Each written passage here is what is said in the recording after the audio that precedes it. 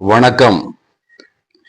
23/12/2024 ஆண்டு இரவு 7:30 மணி அளவில் அண்ணா பல்கலைக்கழகத்தில் பொறியியல் 2ஆம் ஆண்டு படித்துக் கொண்டிருக்கும் ஒரு மாணவியை சுமார் 37 வயதுள்ள ஒரு பழைய குற்றவாளி பல்கலைக்கழகத்துக்குள் அத்துமீறி சென்று வளாகத்தின் பின்புறமுள்ள புதருக்குள் தனது காதலனுடன் இருந்த காதல் ஜோடியை தாக்கி ஓடிப்போன காதலனை விட்டுவிட்டு அந்த மாணவியை பாலியல் வன்கொடுமை செய்த பிரச்சனை நாடெங்கும் அதிர்வலையை ஏற்படுத்தி இருக்கிறது. பாதிக்கப்பட்ட மாணவியின் புகாரின் அடிப்படையில் சம்பந்தப்பட்ட குற்றவாளியை போலீசார் உடனே கைது செய்து சிறையில் அடைத்துள்ளனர்.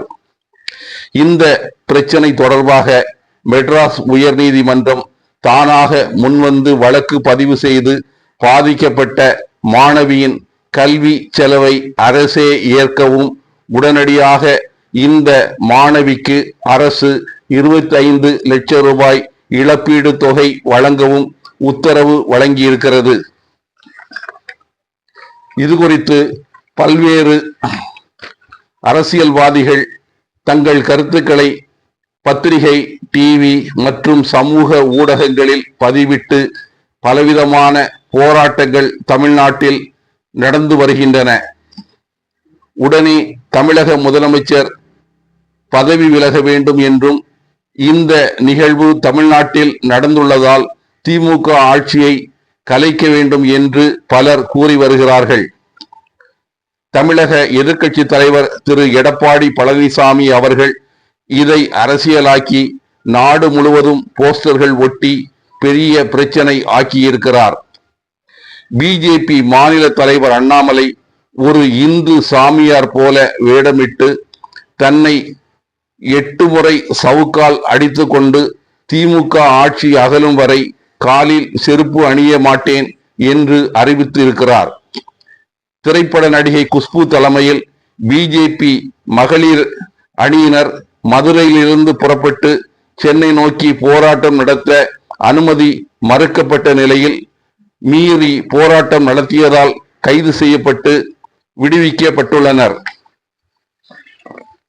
இந்த பிரச்சனை குறித்து பாமக மகளிர் அணியினர் 2/1/2025 அன்று திருமதி சௌமியா அன்புமணி தலைமையில் தமிழகத்தில் உள்ள அனைத்து மாவட்ட பாமக மகளிர் அணி நிர்வாகிகளை வரவழைத்து சென்னை வள்ளுவர் கோட்டத்தில் போராட்டம் நடத்த அனுமதி கேட்டு அது மறுக்கப்பட்ட நிலையில் அதை மீறி போராட்டம் நடத்தியவர்கள் கைது செய்யப்பட்டு விடுவிக்கப்பட்டுள்ளனர்.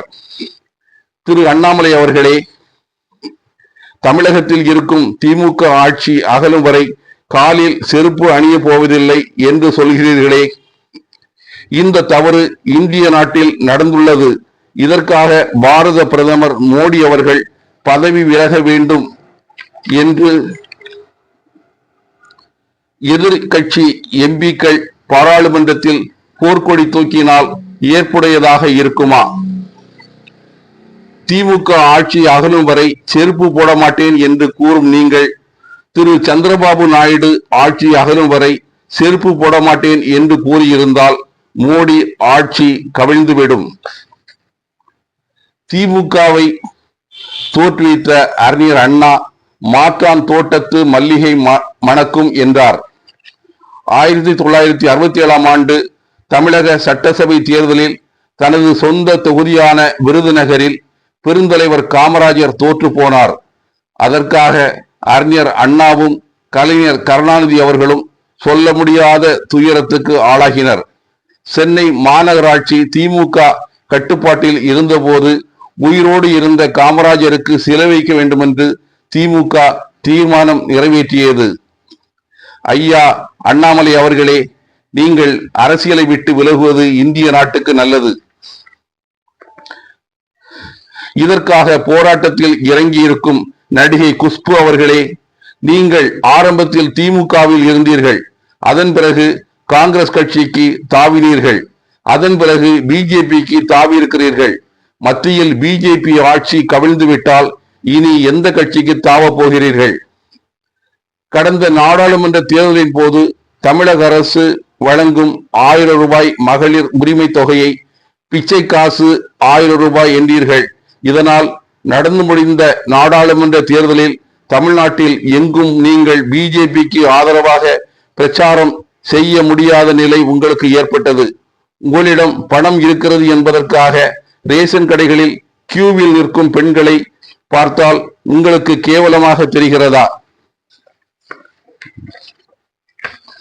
தமிழக முதல்வர் ஸ்டாலின் அவர்கள் வழங்கும் மகளிர் இலவச பஸ் பயணத்தையும் அரசு மற்றும் அரசு உதவி பெறும் பள்ளிகளில் படிக்கும் மாணவ மாணவிகளுக்கு மாதம் 1000 ரூபாய் உதவித்தொகை, காலை உணவு மற்றும் தமிழக அரசின் பல முன்னோடி திட்டங்களையும் நீங்கள் குறை கூறுவீர்களா?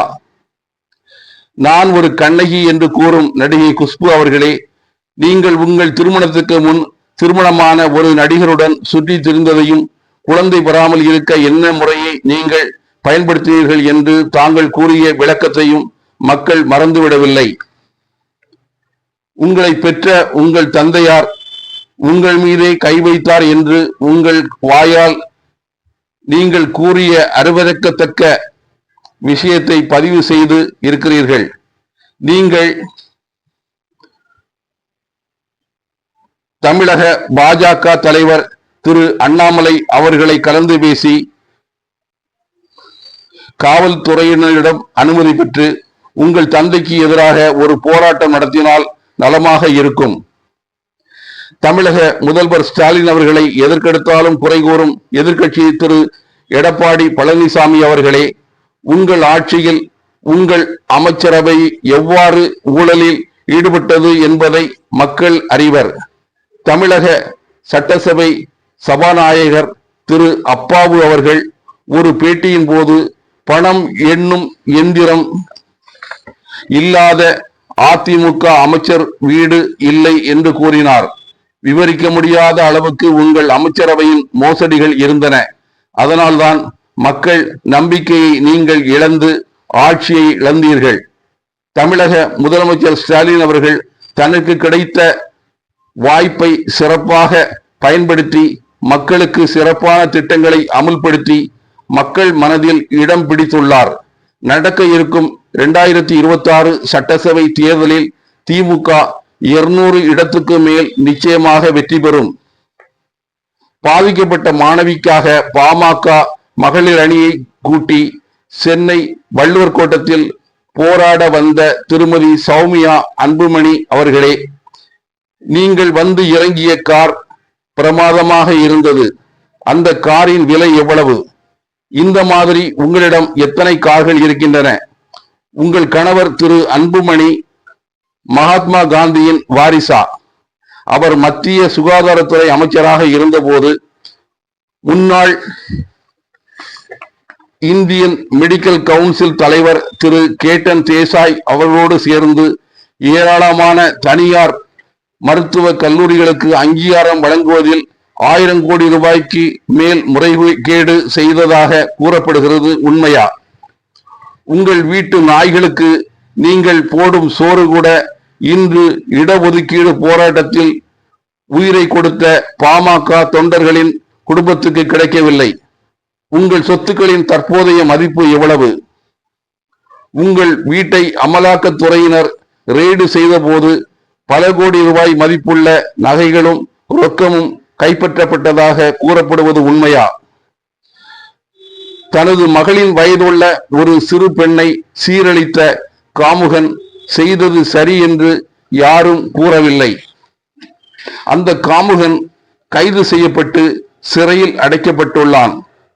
அவன் மீதுள்ள கற்பழிப்பு வழக்கு சரியான பாதையில் சென்று கொண்டிருக்கிறது.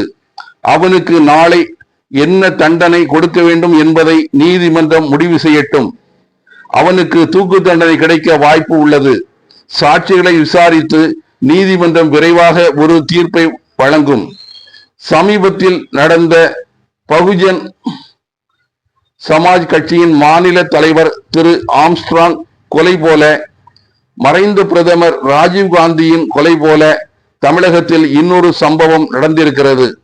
நீதிமன்ற தீர்ப்பு வரும் வரை அனைவரும் அமைதி காக்க வேண்டும். தவிர பாதிக்கப்பட்ட பெண்ணுக்கோ அவரது உறவினர்களுக்கோ மேலும் மேலும் போராட்டங்களை நடத்தி நடந்து போன விஷயங்களை ஞாபகப்படுத்திக் கொண்டிருக்க கூடாது. மெட்ராஸ் உயர்நீதிமன்றம் தானாக முன்வந்து வழக்கு பதிவு செய்து பாதிக்கப்பட்ட மாணவியின் கல்வி செலவை அரசே ஏற்கவும் உடனடியாக 25 லட்சம் ரூபாய் நிவாரணம் வழங்கவும் உத்தரவிட்டுள்ளது. குழப்பவாதிகள் நிறைந்த இந்த காலகட்டத்தில் ஒரு தெளிவான தீர்ப்பை வழங்கிய மாண்புமிகு நீதிபதி அவர்களை பாராட்ட வார்த்தைகள் இல்லை. இந்த வீடியோ உங்களுக்கு பிடித்திருந்தால் லைக் பண்ணுங்க, ஷேர் பண்ணுங்க, சப்ஸ்கிரைப் பண்ணுங்க. நன்றி.